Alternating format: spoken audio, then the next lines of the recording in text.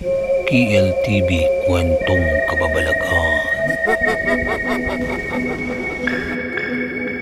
Magandang gabi sa inyong lahat.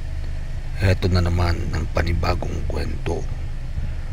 Ang kwento na pinamagatang Agimat na galing sa aswang. May isang matandang kwento na palaging ikinukwento ng mga nakatatanda sa mga kabataan. Tungkol ito sa isang kakaibang agimat, isang mutyang sinasabing galing mismo sa isang aswang. Sabi ng mga matatanda, ang agimat na ito ay hindi basta-basta nakukuha. Hindi ito binibigay kundi pinipili ng mismong nilalang na nagtataglay nito. Ang agimat ay hugis maliit na bato na tila kumikislap sa dilim. Kapag hawak ng isang tao, nakadarama ito ng bigat at lamig na parang yelo. Ngunit sa gitna ng lamig ay may init na parang dumadaloy mula sa loob ng kanyang laman. Isang gabi, sa ilalim ng bilog na buwan, naglalakad si Jorge, isang binatang mahilig maglakbay at maghanap ng kakaibang karanasan. Sabi ng mga tao sa baryo, delikado ang lugar na iyon kapag gabi, ngunit hindi siya natakot. Ang nais niya ay makita kung totoo nga ba ang mga kwentong kababalaghan na lagi niyang naririnig. Habang naglalakad siya sa masukal na daan, biglang may humuni sa kanyang paligid. Isang malamig na hangin ang dumampi sa kanyang batok. At doon, mula sa kadiliman, lumitaw ang isang nilalang na may matatalim na mata. Ang anyo nito ay tao, ngunit may kakaibang hugis ang mga kamay at kakaiba ang paglakad. Mabagal itong lumapit at sa bawat hakbang ay tila lumulubog ang lupa. Walang salita ang lumabas sa nilalang, ngunit ramdam ni Jorge ang bigat ng presensya nito. Nang akala niya ay sasaktan siya ng aswang, inilabas nito ang isang bagay mula sa dibdib nito. Isang maliit na bato na kumikislap na parang sinag ng buwan. Ibinigay ito ng nilalang kay Jorge. Hindi siya makapaniwala. Ang kanyang mga kamay ay nanginig nang tanggapin niya ang kakaibang agimat. Sa sandaling iyon, biglang naglaho ang nilalang sa kanyang harapan, iniwan siya sa gitna ng tahimik at malamlam na kagubatan. Simula noon, napansin ni Jorge na kakaiba ang kanyang nararamdaman. Sa tuwing hawak niya ang agimat, tila mas malinaw ang kanyang pandinig. Naririnig niya ang mga yapak ng tao kahit malayo, nakikita niya ang mga bagay na hindi nakita ng iba.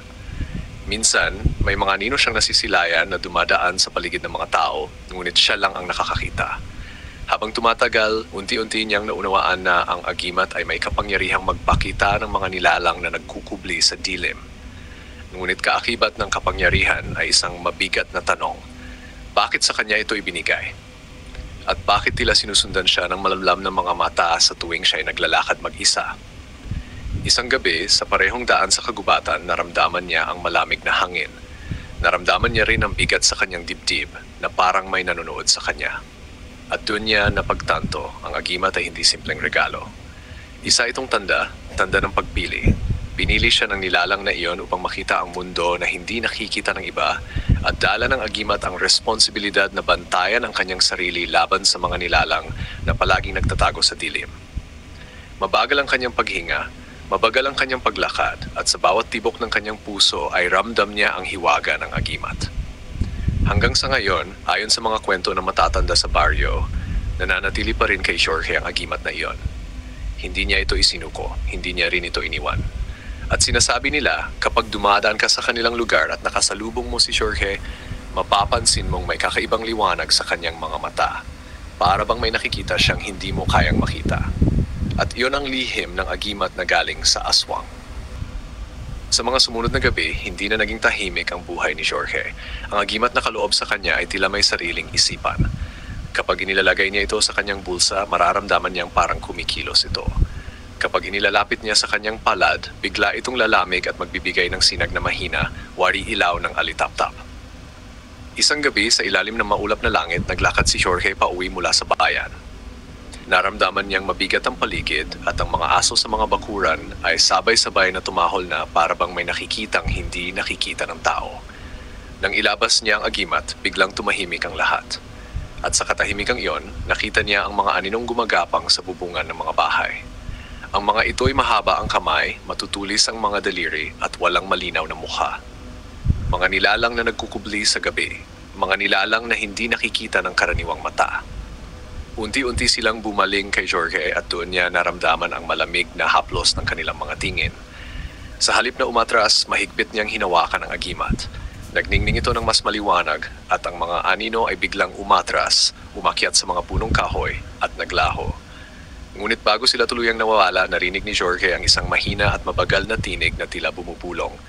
Bantayan mo ang iyong sarili, ikaw ang aming nakikita. Mula noon, naging kakaiba ang mga gabi ni Jorge. Sa tuwing papalapit ang kabilugan ng buwan, mas lumalakas ang agimat. Kapag hawak niya ito, nakikita niya hindi lang ang mga nilalang na nagkukubli, kundi pati ang mga kaluluwa na naglalakad sa tabi ng mga tao, mga ligaw na espiritong walang nakakaalala. Isang gabi, muling naglakad si Jorge sa gubat na pinagmulan ng agimat. Mabagal ang kanyang hakbang, mabagal ang kanyang paghinga. Ang mga sanga ng puno ay gumagalaw kahit walang hangin at mula sa dilim ay muling lumitaw ang nilalang na unang nagbigay sa kanya ng agimat. Hindi ito nagsalita, ngunit iniabot ang kamay na tila inaanyayahan siyang sumama. Sa pagkakataong iyon, naramdaman ni Jorge na ang agimat ay hindi lang proteksyon. Isa itong susi upang makita ang isang mundo na hindi para sa lahat. At habang sinusundan niya ang nilalang papasok sa mas madilim na bahagi ng kagubatan, ramdam niya na mas lalong lalalim ang misteryo. Hindi na siya simpleng tao. Siya ngayon ay tagapagdala ng agimat na galing sa aswang at ang kanyang kapalaran ay nakaugnay na sa mga nilalang ng dilim. Mabagal ang takbo ng mga pangyayari, ngunit malinaw, magsisimula pa lamang ang mas malaki at mas mahiwagang kwento. Tahimik ang gabi at ang buwan ay nakatago sa makakapal na ulap. Mabagal ang bawat hakbang ni Jorge habang sinusundan niya ang nilalang sa pusod ng kagubatan.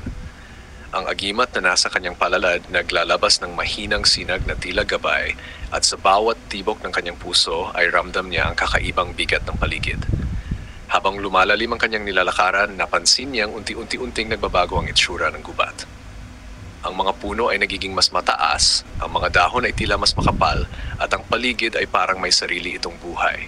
Sa di kalayuan, may mga maliliit na ilaw na parang alitap-tap, ngunit kapag tinitigan ng mabuti, ito'y mga matang nakatingin sa kanya. Dinala siya ng nilalang sa isang bilog na lugar sa gitna ng gubat.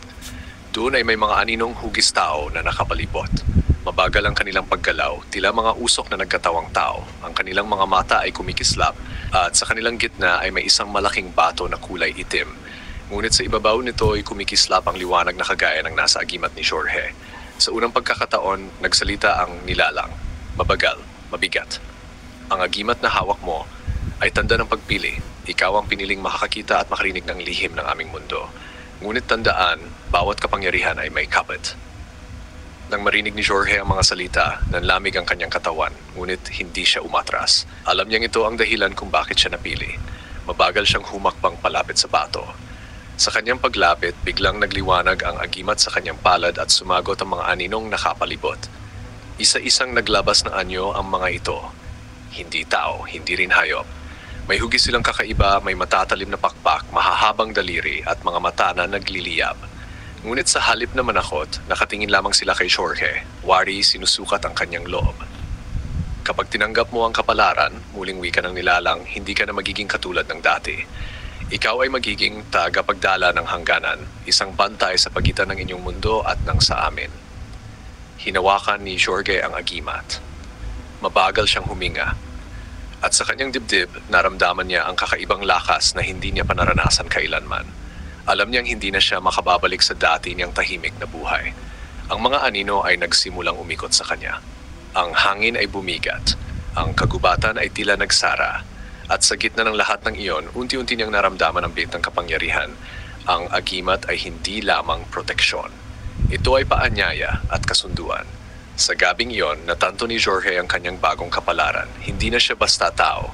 Siya na ngayon ang tagapagdala ng agimat na galing sa aswang, ang bantay ng dalawang mundo.